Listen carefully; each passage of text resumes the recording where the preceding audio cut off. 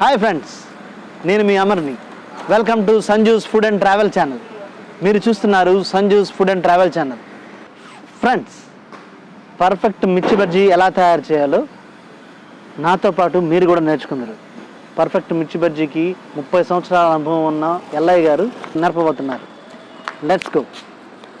Perfect మిర్చి బజ్జీ ఎలా తయారు చేయాలో తెలుసుకుందాం.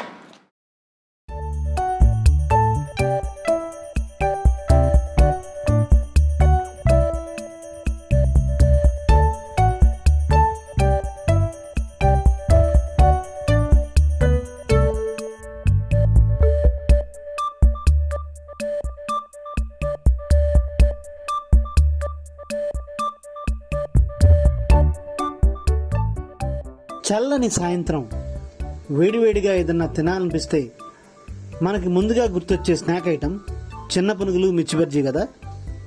మరి ఆ మిర్చి బజ్జీ ఇంట్లోనే వేయాలంటే కొంచెం కష్టం కదా.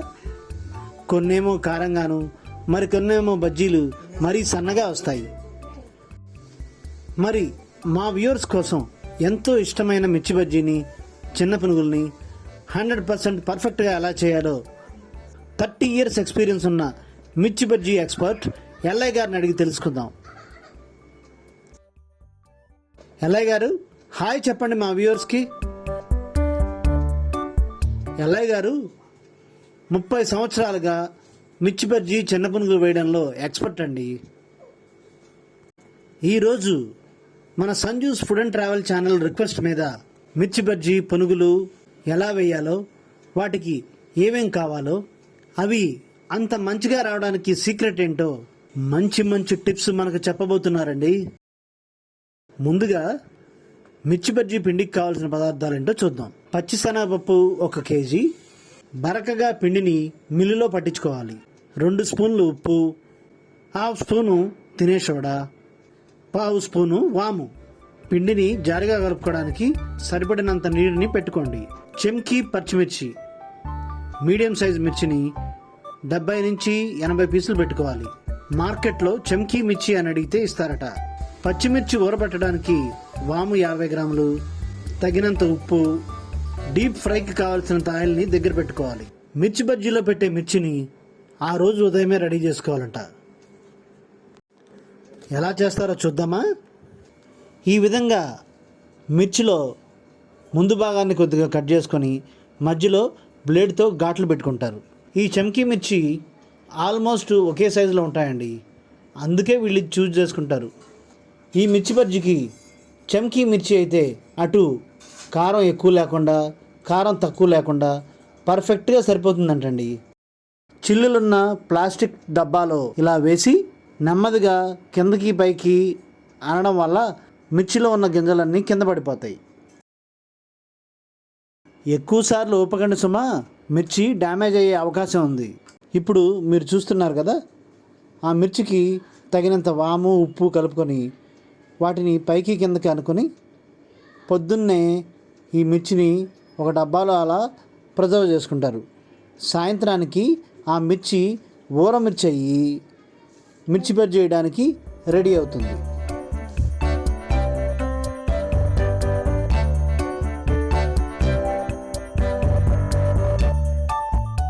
చాలామంది చేసేది ఏంటంటే చూస్తున్నారుగా, మిర్చిని ఇలా కట్ చేసి వాము, ఉప్పుని మధ్యలో ఇలా పెడతారనమాట. అలా పెట్టడం వల్ల మిర్చి వేసేటప్పుడు నూనె మొత్తం నల్లగా అయిపోతుంది. మేము అలా చేయము అని చెప్పేసి చెప్తున్నారు ఎల్లయ్య గారు. 2 స్పూన్లు సాల్టు, 1/2 స్పూన్ తినే సోడా, 1/2 స్పూన్ వాము, సరిపడినంత నీరు కలుపుకోవాలి.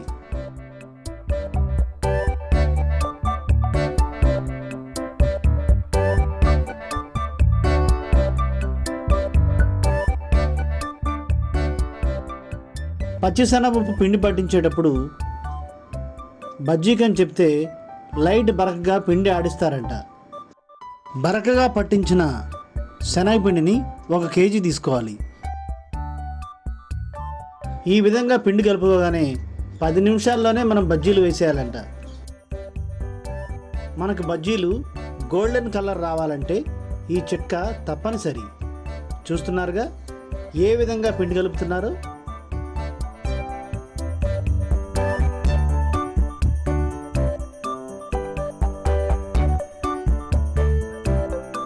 మరలా పిండి కొంచెం గట్టిపడగానే కొంచెం వాటర్ కలుపుకొని ఈ విధంగా పిండిని బీట్ చేసుకోవాలి.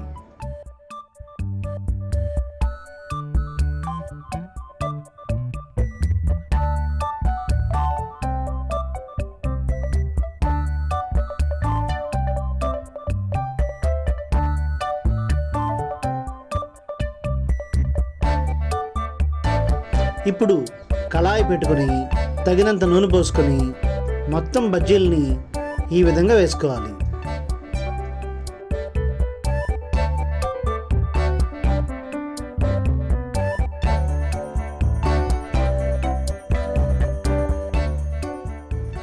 ఈ విధంగా హాఫ్ బాయిల్ చేసిన తర్వాత మళ్ళీ తీసుకొని ఇంకోసారి వేసి గోల్డెన్ కలర్ వచ్చేంత వరకు వేపుతారు. కళాయికి సరిపడా మిర్చి బజ్జీలు వేసుకున్నాక అప్పుడు మనం కాకు పెంచుకోవాలంట. మిర్చి బజ్జీ వ్యాపారం చూసినాక అందరూ అనుకుంటారు రోడ్డు మీద మిర్చి బజ్జీ పెట్టుకున్నా చాలు ఆ రోజుకు కావాల్సిన డబ్బులు వచ్చేస్తాయి అని. అది నిజమైనప్పటికీ మిర్చి బజ్జీ పునుగులు వ్యాపారం వెనక చాలా కఠోరమైన శ్రమ దాగుందని ఈ మిర్చి బజ్జీ మేకింగ్ ప్రాసెస్ చూసే వరకు నాకు తెలియలేదండి. ఈ ప్రాసెస్ అంతా ఉదయం 4:30తో మొదలవుతుంది. అప్పటి నుంచి ఒక క్రమ పద్ధతిలో ప్రతిదీ చేసుకుంటూ వెళితేనే సాయంత్రం ఈవినింగ్ కళాయి మీద మిర్చి బజ్జీ పునుగులు రెడీ అవుతాయి. మన అల్లయ్య గారు ఈ మిర్చి బజ్జీ బండి మీదే తన 3 కుమార్తెలకు మంచి చదువులు చెప్పించి వారికి వివాహాలు చేశారు. ఇదంతా నా భార్య సహకారంతోనే చేయగలిగాను అని చెప్తుంటారు. కేజీ మిర్చికి మీడియం సైజ్ మిర్చి అయితే 80 వస్తాయంటండి. అదే చిన్నవి అయితే 90 వరకు వస్తాయట. బజ్జీ అప్పటికప్పుడు వేస్తేనే చక్కగా లోపలంతా కూడా ఉడుకుతుందంట. ఒకవేళ 10 నుంచి 15 నిమిషాలు టైం తీసుకుని వేస్తే పైన ఎర్రగా వచ్చేసి లోపల మాత్రం బజ్జీ సరిగ్గా ఉడకదంట. సో ఈ టిప్ మాత్రం మరలా మీకు గుర్తు చేస్తున్నాను, మర్చిపోకండి ఫ్రెండ్స్. ఇంకో 3 నిమిషాల్లో బజ్జీ అయిపోతుంది అనుకున్నప్పుడు కాక తగ్గించుకోవాలట. వారబ్బా, ఈ బజ్జీ చూస్తుంటే నోరు ఊరకుండా ఎవరికైనా ఉంటుందా? ఎల్లా గారు తొందరగా కానివ్వండి, టేస్ట్ చేయాలి మరి. హాట్ హాట్ మిర్చి బజ్జీ రెడీ.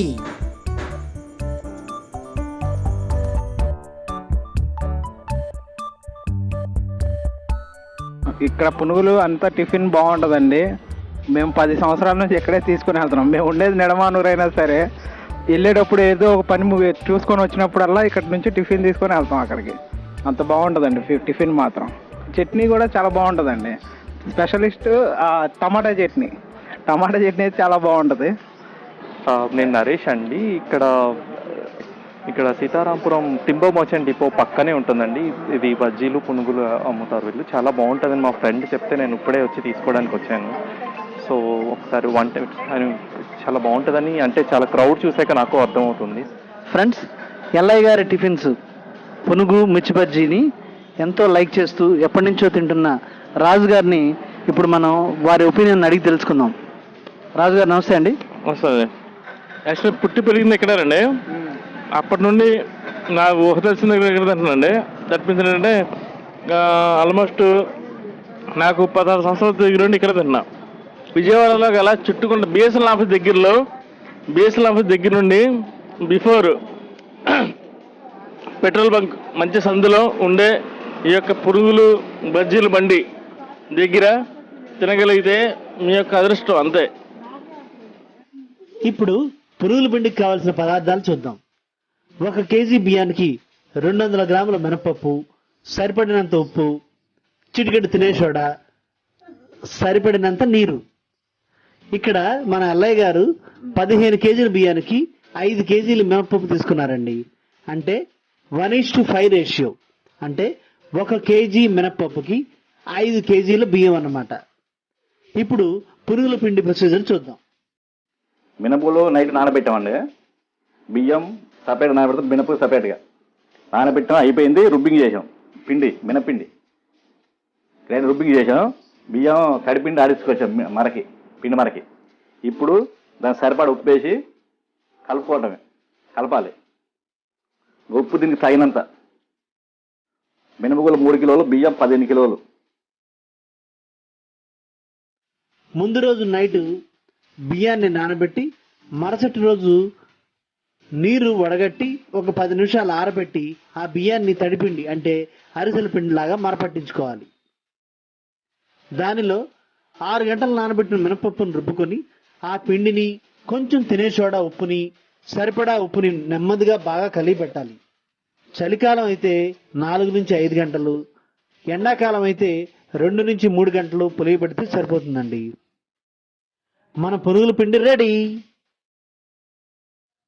ఇక డీప్ ఫ్రైకి ఆయిల్ పెట్టి స్టవ్ మీద బజ్జీలను ఎలా హాఫ్ ఫ్రై చేసామో అలాగే ఇవి కూడా వేసి తీసి రెండోసారి మళ్ళీ వేసుకోవాలి.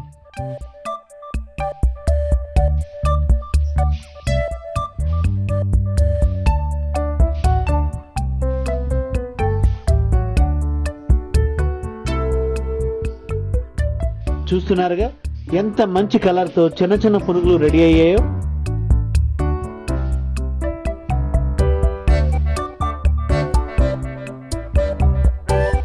ఇప్పటి వరకు ఎల్లయ్య గారు ఆయన తయారు చేసే మిర్చి బజ్జీ ఎలా చేస్తున్నాము, దాని ఇంగ్రీడియంట్స్ ఏంటి, ఏ విధంగా ఉంటుంది, ఎలా తీస్తాము, ఏ విధంగా నూనెలో వేయాలి, ఇవన్నీ మనకు ఎక్స్ప్లెయిన్ చేశారు కదా. ఆ ఎక్స్పీరియన్స్ అంతటిని రంగరించి చేసిన ఈ మిర్చి బజ్జీ ఎలా ఉందో నేను టేస్ట్ చేసి మీకు చెప్పబోతున్నాను.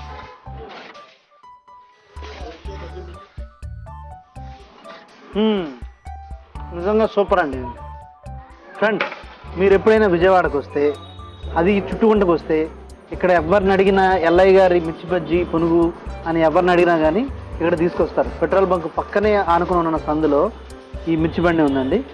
అది నిజంగా సూపర్ అండి. ఇది టేస్ట్ చేసి మీరు చెప్పాల్సిందే. నేను ఆల్రెడీ చెప్పాను, మీరు కూడా చెప్పండి. నేను ఎల్లయ్య వాళ్ళ అబ్బాయినండి, బాబాయ్ పిన్ అవుతారు.